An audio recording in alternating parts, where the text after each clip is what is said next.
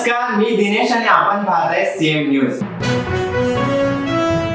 मुंबई गोवा राष्ट्रीय महामार्गावर अवजड वाहनांना बंदी घालण्यात आली आहे. यामधून अत्यावश्यक सेवेला वगळण्यात आले. भाजपची पुण्यात एक महत्त्वाची बैठक होणार आहे. भाजपच्या केंद्रीय प्रदेश पातळीवरील प्रमुख पदाधिकारी यांच्यातील बैठक लोकसभेच्या रणनीतीबाबत आहे. नाशिक येथील देवळामध्ये कळवण मालेगाव बस झाडावर आदळल्याने भीषण अपघात झाला आहे.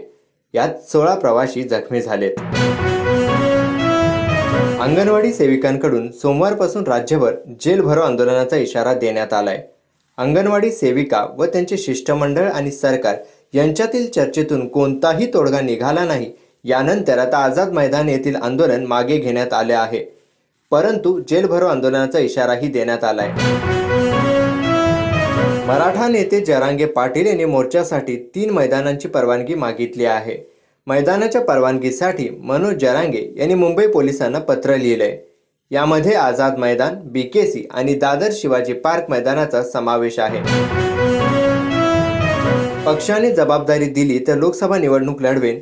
शेवटचा निर्णय महायुतीमधील 3ही पक्ष घेतील असा हसन मुश्रीफ म्हणालेत. यामुळे मंत्री हसन मुश्रीफ यांनी कोल्हापूरमधून लोकसभेसाठी इच्छुक असल्याचं म्हटलं जात आहे. जागा वाटपाबाबतची चर्चा अंतिम टप्प्यात आली आहे. जागा वाटपाबाबत मतभेद नाहीत. वंचितला मवियाचा महत्त्वाचा घटक आम्ही मानतो असे संजय राऊत म्हणाले. ईडीने महादेव ॲप प्रकरणात नवीन आरोपपत्र दाखल केले असून त्यावरील पुढील सुनावणी 10 जानेवारीला होत आहे.